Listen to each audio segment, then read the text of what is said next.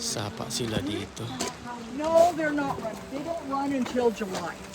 Oh, really? Yeah. Just the river usually here. the third week in July and into August is when the salmon. Okay. And this gets more May, April, May. Oh, really? Okay. Yeah. Wow. Well, so this is called Indian River, and this is a spawning stream for pink salmon and chum salmon. Now, what you're going to hear throughout your cruise this week is all about salmon, I'm sure. So Alaska has all 5 species of Pacific salmon. We have Chinook, chum, coho, and saan. But the 2 species that use this river are pinks and chums. Pinks are known as huppies because they get a distinct hump behind their hip. Chum salmon are known as dog salmon because they actually get teeth. So what happens by the end of June is when those salmon, we're on the major highway here this morning. Traffic. Okay, go on. By the end of June, the salmon that are coming back to spawn are at the mouth of the river. We're actually going to do the whole river, so we're going to do this Tennessee the whole federal park.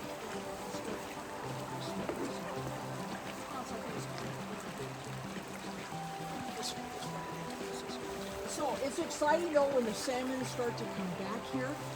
They start pooling at the mouth of the river, and they have to go through a huge transformation because here they've been living at sea for 2 to 3 years, and now they have to come back to spawn, but they have to get used to living in fresh water. Look, folks, we got some locals coming through. Hey, how are you? Good to see you.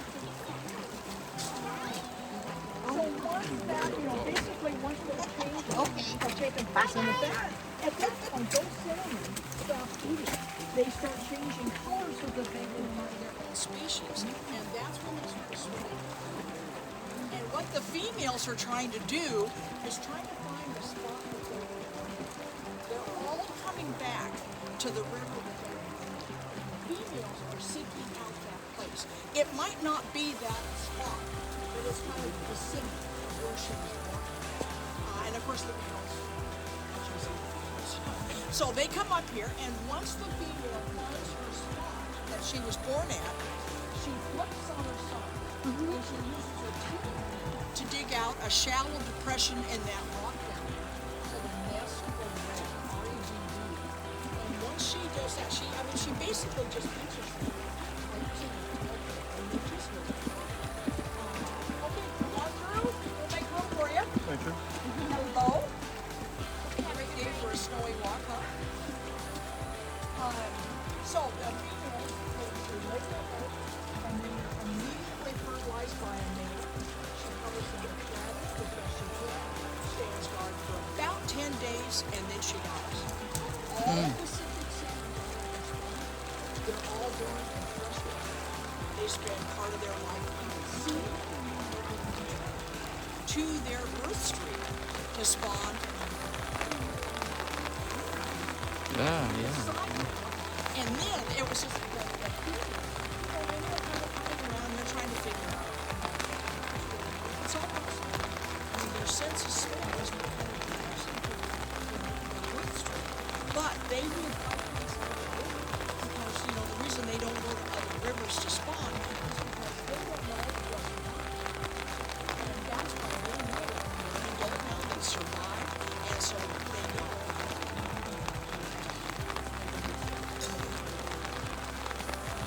Isn't that amazing? Yeah, so So amazing. these fish, pinks and chum salmon live for about 2 years, 2 or 3 years. And so basically, the ones that are going to be coming back here this summer would be in 2 years. Now what's interesting is with the rain and landslides that we've had some flooding issues this year, this river has changed massively. That stump, if you look down the river, that great big tree that you see off to the right, that used to be right near the bridge. It was right up here with the first flood sweep that we had. And this was like about 3 years ago. And about the next year, it pushed it down to kind of where that log is. I'm sorry, right there with all that moss, that area there. Well, after the flooding that we've had with the Indian River this winter, that's where the tree ended up there. Wow.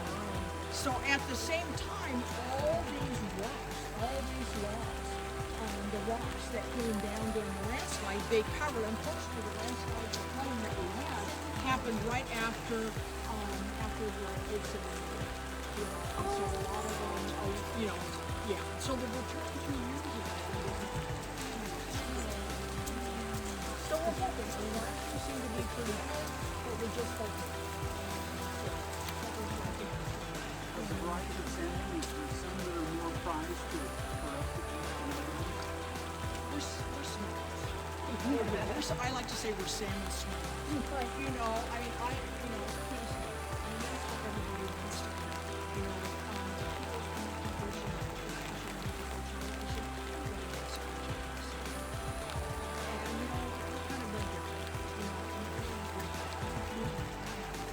and you know, we're kind of good.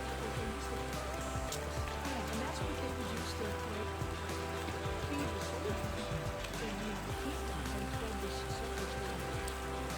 How much does one people Oh, pink salmon could get now. Pinks and chunks. Let's talk about pinks and chunks. Good question. They're basically since they only have two lifestyle. They only get to be used. King salmon will live in freshwater for at least 3 years, and then go out to sea and live 5 to 7 years. And so that's how they can. And then we have the winter kings, you know, and the regular kings, you know, and there's quite the discussion about which one is king. You know, some people swear about the white Ivory king, you know, king. Let's see what this is. I love Alamin. That's what Alamin is.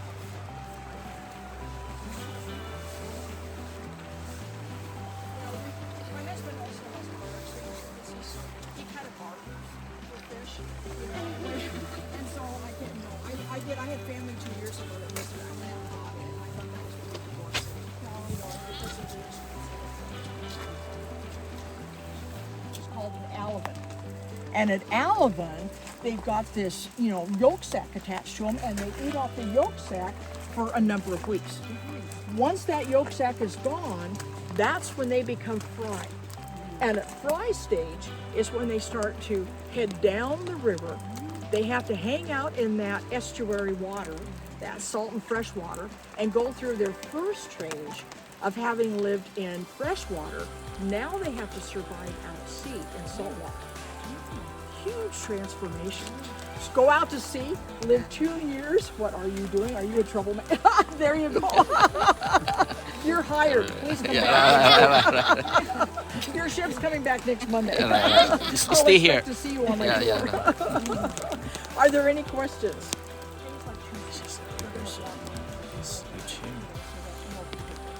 Well, you know, and that's okay. But the problem is that it's kind of that you're so busy. I mean, there's so many people in town that no one can really get into the store.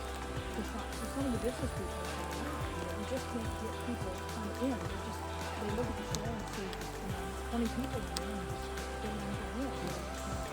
It's a kind of almost here.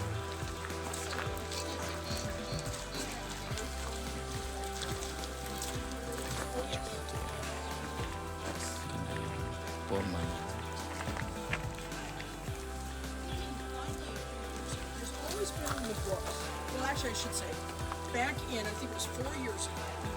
4 years ago, we had 14 bears that were killed. They were killed by Fish and Game, and it was the most bears killed in over 4 years. And it was because of sows with cubs. And see, the sows were coming in for food, and what was happening when the cubs as well, is that there's no way that you can move her to.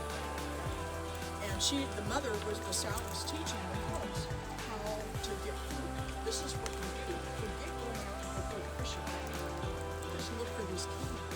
Instead of tipping them when out comes all this food. And so they had to kill them. They considered them nuisance bears. But I heard that if people had been taking care of the garbage, this wouldn't have happened. And that temperate rainforest starts out at the, you know, kind of the Oregon, California border, and then runs up through Oregon, Washington, Southeast Alaska, and on up to Kodiak. 3 characteristics of a temperate rainforest: rarity of fire, the evergreenness, and then what they call a complex structure. And all that means, I mean, when you're standing here looking, you see a lot of gaps between the trees. But say we were gonna go hiking up one of these mountains, stop and look at a patch in the forest, you would see different ages and stages of tree growth and a very, very dense understory. And the understory plants in the Tongass are actually berry bushes. The blueberry, huckleberry, and salmonberries, all edible. Yeah, we're quite the berry collectors here. Now we have very little soil here. Maybe 5 feet or so of soil. So our trees tend to be what we call buttress based, large at the base, and they have to send their roots fanning out. Now what shapes the forest in Oregon and Washington, right up to Vancouver Island, is basically the lower 48 is fire. Well, where you're all from is fire is the change agent down there. Unfortunately, California, I'm so sorry about that. But up here, it is wind. And windstorms come through, snap tops off trees, or you saw, knock a tree down. And then that's when they become what we call the nurse log.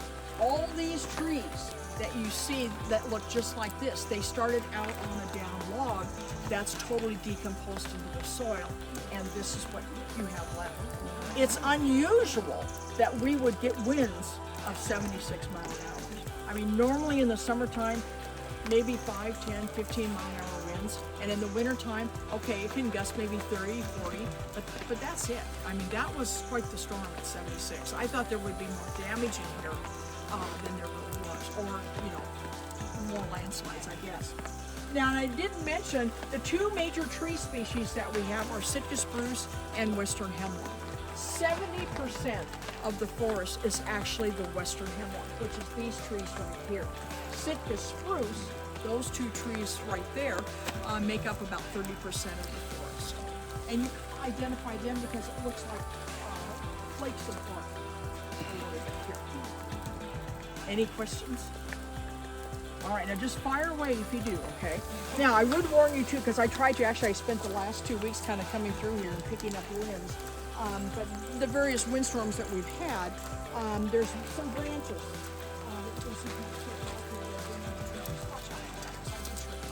But this tree right here, this is a tree that's, I just can't believe how it has survived. And it started out as a seedling on top of a nurse log, a downed log, and eventually got to the size where it could cascade its roots out over the side.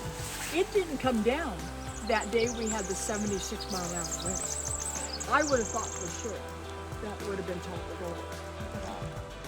I think eventually it will, and you can kind of look around here and you can see over time in the past how trees have come down. And that one is still hanging in there. We never used to have that. At the same time? At the same time. Wow. Yeah. And my problem with, it only is, and I think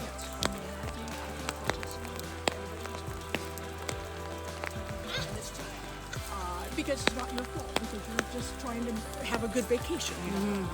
So I'm going to write a letter to the editor, and I'm going to write a letter to the mayor too after this.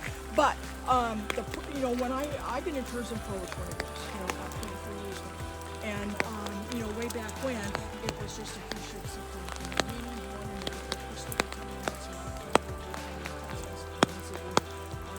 one in and then we had National Geographic that came in the next year in 2021, and then the smaller ships that could get through Vancouver.